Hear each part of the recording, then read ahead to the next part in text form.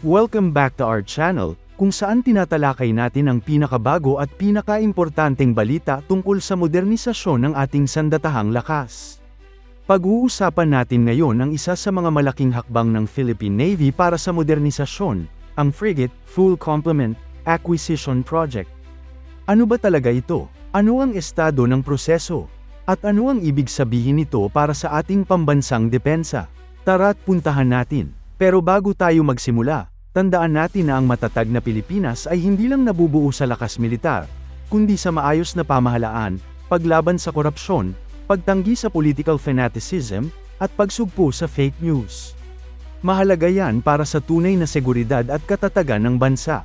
Kapag pinag-uusapan natin ang depensa, madalas nakatuon lang tayo sa mga barko, eroplano, at armas.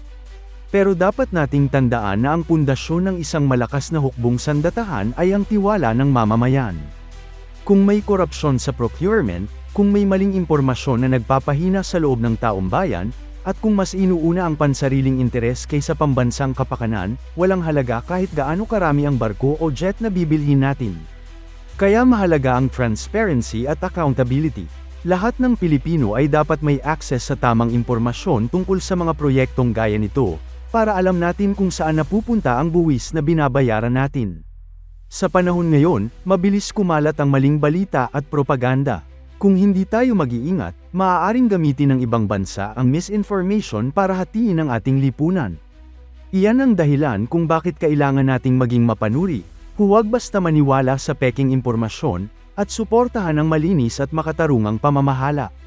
At higit sa lahat, tandaan natin na ang modernisasyon ng AFP ay hindi lang proyekto ng militar, ito ay pambansang proyekto. Lahat tayo ay stakeholder dito. Ang mga barko at armas ay hindi lang para sa sundalo, kundi para sa proteksyon ng bawat Pilipino, mula sa mangingisda hanggang sa ordinaryong pamilyang umaasa sa katahimikan ng ating karagatan. Una, ano ba yung tinatawag na Frigate Full Complement? Ito ay bahagi ng ReHorizon 3 phase ng revised AFP Modernization Program. Layunin nito ang pagdagdag ng mga bagong frigates na may buong kakayahan, ibig sabihin, hindi basta patrol ship lang, kundi may kompletong sensors, armas, defensive at offensive systems para sa multi-role operations. Isa sa mga disenyo na pinag-uusapan ay ang Miguel Malvar class frigate, base sa bagong henerasyon ng frigate technology mula South Korea.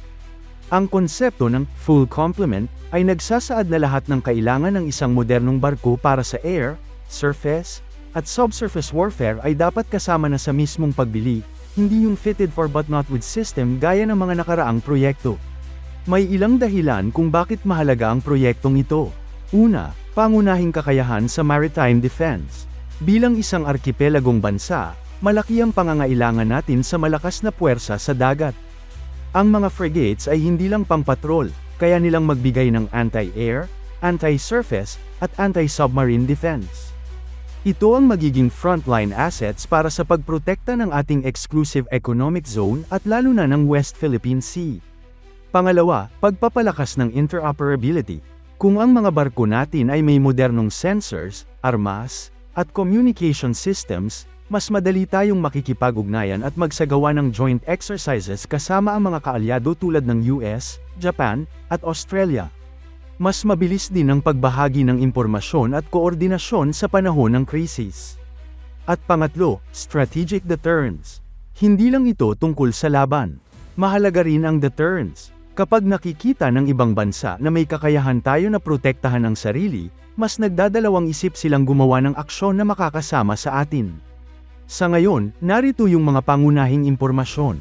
Naaprubahan na ang terms of reference para sa proyekto. Posibleng galing muli sa South Korea ang magiging kontratista, partikular sa isang malaking shipbuilder na kilala sa paggawa ng modernong frigates. Maliban sa kasalukuyang Miguel Malvar class, inaasahan na madadagdagan pa ng 2 bagong frigate sa ilalim ng Full Complement Project. Ang mga barkong ito ay may displacement na nasa humigit kumulang 3,200 tons, sapat para magdala ng advanced weapon systems, aviation hangar, at modernong sensors. Pero hindi madali ang proseso. Narito ang mga posibleng hamon. Budget at financing. Kailangan may sapat na pondo ang gobyerno. Hindi biro ang presyo ng isang modernong frigate, umaabot ito sa bilyon-bilyong piso bawat isa. Kung walang maayos na pondo, baka maantala ang proyekto. Technical specifications at kompletong kakayahan. Kailangan malinaw kung ano ang kasama, mula sa missiles, torpedoes, main guns, radars, sonar systems, electronic warfare suites, hanggang sa helicopter facilities. Kung may kulang, mauulit ang problema ng fitted for but not with systems. Procurement process. Dapat siguraduhin na transparent at maayos ang pagpili ng kontratista. Karaniwan na ang government-to-government arrangement para mas ligtas at mabilis, pero kailangan pa rin ng tamang oversight. Timeline at delivery. Kahit mapirmahan ang kontrata, hindi ibig sabihin bukas ay may frigate na tayo. Aabutin ng ilang taon ang design finalization, shipbuilding, sea trials, at crew training. Posibleng magkaroon ng delays lalo na kung may global supply chain issues. Maintenance at sustainment. Ang pinakamahalagang bahagi ay ang long-term support. Hindi sapat na mabili mo lang ang barko. Kailangan ng spare parts, logistics system, at well-trained crew para maging operatibo ito sa loob ng dekada. As of now, inaasahan na bago matapos ang taon ay mapipirmahan ang kontrata para sa karagdagang 2 frigates. Kapag natuloy, sisimula na ang construction sa shipyard abroad, at posibleng tumagal ng 3 taon bago ma-deliver ang unang unit. Pagkatapos mabuo, may proseso ng sea trials kung saan ay test ang lahat ng systems, mula sa engine, weapons, sensors, hanggang sa survivability ng barko. Kasabay nito, ay train din ang ating mga Navy crew para maging handa sa operasyon. Dapat ding paghandaan ng infrastructure dito sa Pilipinas, kailangan ng docking facilities, maintenance support, at training centers para sa sustainment ng mga bagong assets. Para sa mga ordinaryong Pilipino, baka tanungin natin, ano naman ang pakialam ko kung bibili ng frigates ang gobyerno? Heto ang sagot, seguridad at soberanya, mas may kakayahan tayong protektahan ang ating teritoryo. Hindi basta pwedeng pasukin o abusuhin ng iba ang ating karagatan. Ekonomiya, mas ligtas ang ating mga mangingisda at mga shipping lanes. Kapag may proteksyon, mas malaya silang makapaghanap buhay. Diplomasya, mas may bigat ang ating posisyon sa pakikipag-usap sa ibang bansa kung nakikita nilang seryoso tayo sa pagtatanggol ng sarili. Disaster response at law enforcement, modernong frigates ay may kakayahan ding tumulong sa search and rescue at humanitarian operations sa panahon ng kalamidad. At iyan ang kabuuang estado ng frigate, full complement, acquisition project. Isang malaking hakbang para sa Philippine Navy, na kung maayos ang pagpapatupad ay magbibigay ng mas ligtas, mas modernong puwersa sa dagat para sa ating bansa.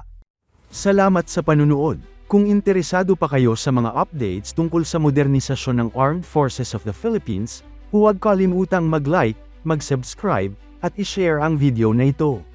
Hanggang sa muli.